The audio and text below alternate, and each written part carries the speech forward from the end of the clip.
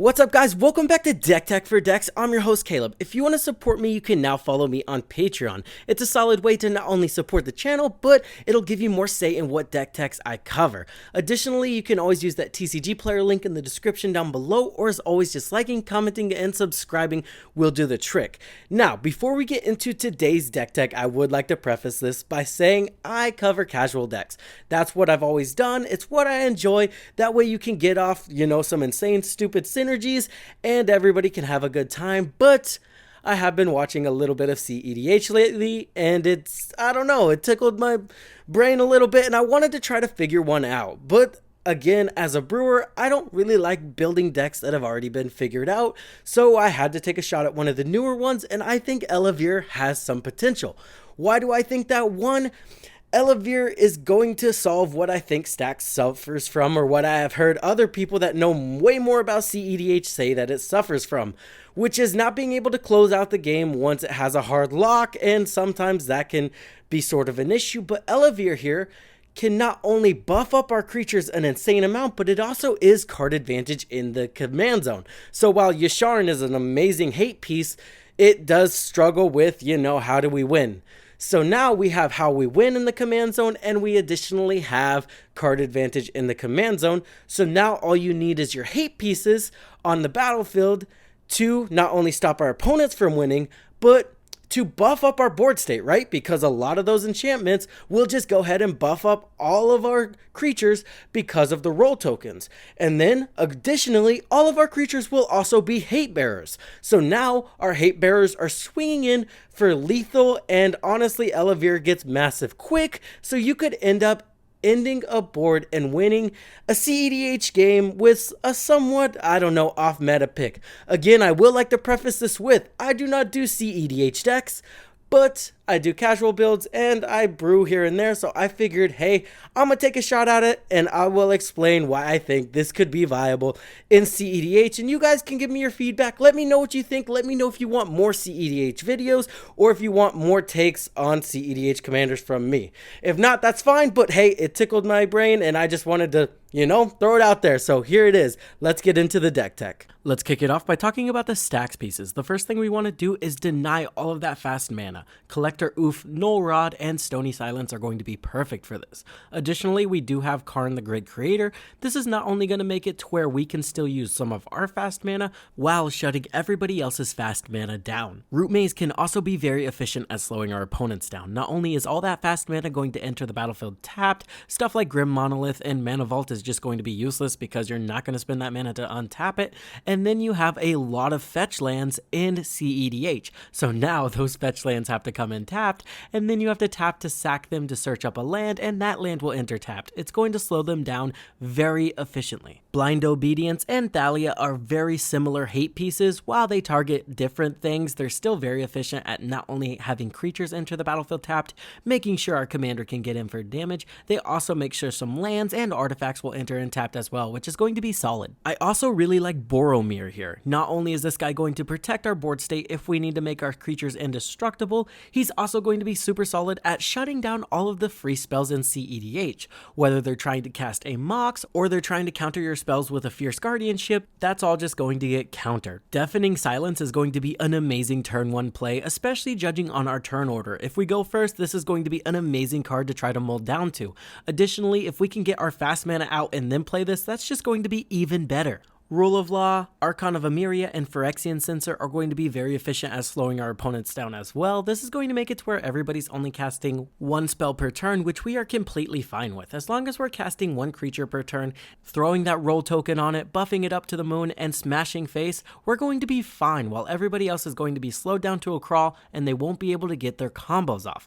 Additionally, Emeria and Phyrexian Censer are going to make sure lands or creatures are entering the battlefield tapped, which is another way we can get in easily on our opponents. No Stax deck will be complete without those taxing effects. We have Thalia, Thorn of the Amethyst, and Dampening Sphere. We also have Aura of Silence, which is pretty cool because it's only one-sided and we can use it to remove an artifact or enchantment if we need to in a pinch. Archon of Valor's Reach just flat says no. Choosing instants on this is going to be super solid. That's going to save you from the Cyclonic Rifts, the counter spells. Most removal cards are at instant speed, so you're also going to be protected from those. Just just make sure when you play this, you're not handing another player the game by, making it to where no one can interact with their board. Torpor Orb, Hushwing Griff, and Hushbringer. These are going to be solid to make sure we don't lose to a Dockside out of nowhere. It also does stop a Thassa's Oracle because Thassa is an ETB. Cursed Totem and Limvala are going to be solid. Now we don't have to worry about Thrasios players. We don't have to worry about Kinnan players as much. And then Magda players are also just screwed with this on the battlefield. Aven Mind Sensor can be especially brutal, especially with the search lands, right? Because when they search their library, if they don't hit a land in the top 4, they just don't get a land, which can kind of be messed up. And then, tutors are just rampant in CEDH, so this is really going to limit them. We all know Draneth Magistrate is broken, and he's definitely going to make it in this deck. Grafdigger's Cage is going to make sure we don't lose to any Underworld Breach shenanigans. Rest in Peace can also do a really good job of that. Spirit of the Labyrinth, a solid card to make sure people are drawing very little cards, making sure we stay ahead of everybody, and also making sure that they don't find answers to what we are throwing down on the battlefield. Myrael Shield of Argive, she's just going to make sure whenever it's our turn, it's our turn. No one's going to be able to cast spells, they can't activate abilities, can't really do anything. Additionally, she goes super wide, making sure we always have creatures to put those enchantments on. Yasharn is also absolutely busted, so we're going to include him. He's going to shut off fetch lands, a lot of win cons, depend on sacrificing stuff or paying life in CEDH, so now people can't even do that. And then additionally, this guy will shut off our fetch lands, but he's going to reward us with 2 basic lands, so we're gonna be solid. Last but not least, we have Nevermore. This is 9 times out of 10 going to name Cyclonic Rift because that card will absolutely hose us. All of our tokens, all of our enchantments, the time we spent setting up, all thrown to the wayside in the trash, and now we have to start from 0. You basically just lose that game. After we get our most important hate pieces on the battlefield, the next thing we need to do is cast our commander as soon as possible. Jeweled Lotus can make sure we do this as soon as turn 1, but again, turn 1, we want to be laying down those hate pieces. Mana Vault's going to be solid. We also do include Mana Crypt, Soul Ring, and Chrome Mox. Now, I can already see you guys asking, why are we hating on so much artifacts while also including it in our ramp package? Well, it's as simple as this. The artifacts in our ramp package are just meant to come down turn 1, that way we can easily cast into our hate pieces. You can't cast a Collector Oof on turn 1 unless you have something like a Chrome Mox on the battlefield. We do have other ways to make sure our commander hits super early, like Gemstone Caverns is just busted in our starter hand. We also do have Ancient Tomb, which is a land, Elvish Spirit Guide, another one that can make sure we're casting those hate pieces super early while also getting to our commander super early. Exploration, letting us play additional lands, is also going to be a solid way to make sure we're ramping ahead of our opponents. Moving on, let's talk about our advantage pieces. First of all, we do run Sylvan Library. It's just super busted. Drawing 3 cards a turn can be amazing, and then when you're not drawing 3 cards a turn, you're definitely setting up the top cards of your library. Eidolon of Blossoms and Citizen Champion are going to draw us a card whenever an enchantment enters the battlefield. Notably, our commander is going to trigger these. We also do have Elvish Archivist and Tangle Span Lookout. Now, not as effective because these are only once per turn, but the advantages are still there, and again, they're just another body to buff up and start hitting face with our opponents. We do have Esper Sentinel. Again, this one's kind of busted in the deck because we can buff this guy up super early and no one's going to be able to pay for this cost. An option that people usually have, we are taking away. Archivist of Ogma is going to be busted. Again, not only do people tutor a lot in CEDH, additionally, there is a ton of fetch lands. In CEDH, we also have to make sure our opponents aren't winning the game, so Ranger Captain of Eos is not only an amazing piece to grab that Esper Sentinel, it's also an amazing way to say, hey, you're done casting spells this turn, next turn. Now, it does only work on non-creature spells, but this shuts down so many win cons. If you thought that was busted, we do just run straight up silence that says, hey, no spells, you're done, this turn, over. Reprieve is situational, but hey, white does have very limited options at instant speed interaction when it comes to spells on the stack, so hey, we'll take it when we can get it. Additionally, throwing a overloaded Cyclonic Rift back to someone's hand, they will not be able to do that twice in a turn 9 times out of 10. Teferi's Protection, again, a solid way to protect us from something like a Cyclonic Rift, Toxic Deluge, any board wipe that comes our way. This is going to protect our entire board for at least a rotation. Grasp of Fate, not only is this card incredibly flexible, but it's also amazing because it'll hit each opponent. So not only is it going to get the target that we're targeting, it's also going to be a disadvantage for both of our other opponents. Seal of Primordium, this is just going to basically disincentivize people from ever casting Underworld Breach while also getting rid of a lot of notable targets. It can get that Smothering Tithe, it can get that Rhystic Study, Solemn Simulacrum. Like I said, it hits a lot of notable targets while just buffing our board up, so we'll take it. Touch the Spirit Realm is pretty sneaky in this deck. Not only can it enter the battlefield and exile some problem pieces, but it can also just blink one of our things till the end of turn, making it to where we are unaffected by our own Stax pieces for one turn, and then it's going to come back and hose over our opponents, basically making it to where we have a turn untouched by something like a Collector Oof that can be incredibly explosive. Boseiju Who Endures, again, channels busted, and this can get rid of an artifact or enchantment.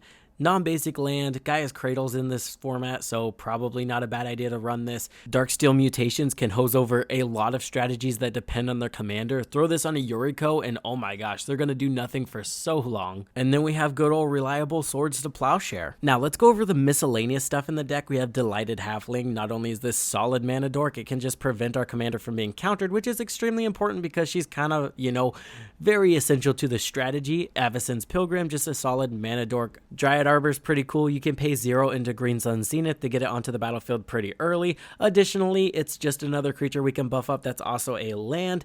Destiny Spinner is going to make it to where none of our creatures or enchantments can't be countered. It's also another solid way to buff up a land while giving us another thing to enchant and hit our opponents with. Greater Oromancy. Now, this card's going to be amazing at giving all of our creatures and enchantment Shroud. Once we target our creature the first time, giving it the enchantment token, we really don't care about targeting it for the rest of the game. So now for 2 mana, we've effectively protected our whole board state from being targeted. Heroic Intervention, another solid way to give our creatures indestructible and hexproof until end of turn. Birds of Paradise, another solid mana dork. Carpet of Flowers, basically a meta pick in CEDH. Wild Growth, put it on a land, it's going to tap for 2 mana. Noxious Revival is a very efficient way to get a card back from our graveyard to our hand. Enlightened Tutor, Worldly Tutor are tutors of choice. Green Sun Zenith also hits that, and then we do have Court of Calling. This deck goes super wide, so that's notable, and then it can get any of our Silver Bullets or Game Enders onto the battlefield, depending on how much mana we sink into it. Now, let's talk about how we win the game. The first thing is we need to generate a lot of mana. Sanctum Weaver can be a solid way to do this since we have a ton of enchantments on the battlefield. We can also use Gaia's Cradle or Sarah's Sanctum because again we have a lot of creatures and enchantments on the battlefield. Crop Rotation is going to be a solid card we can use to tutor either of these lands up and throw them onto the battlefield, and then we're going to cast a Finale of Devastation for 10 or at least 8. That way we can grab Craterhoof or 7 for Elish Norn. Obviously in the best scenario you really want to cast it for 10, that way you do get that trample and haste, but you know, in a scenario where we can take the win, just go for it. The reason we have Craterhoof or Elish Norn, because one, Elish Norn can be an amazing hate piece because a lot of CEDH creatures are very low to the ground, so that -2 hits a good amount, and additionally we do shut off ETBs, so you don't want to go for a Craterhoof with a Torpor Orb on the battlefield. That's going to do it for the deck tech, guys. I really need feedback on this one because I need to know if you guys want more content like this or not. I'm just trying something out. Like I said, my curiosity got piqued, so I tried it out, and you know, I need feedback from you guys. As always, thank you to all of my Patreons. I couldn't do it without you. I hope this helped you in your deck building endeavors, and I will see you in the next one.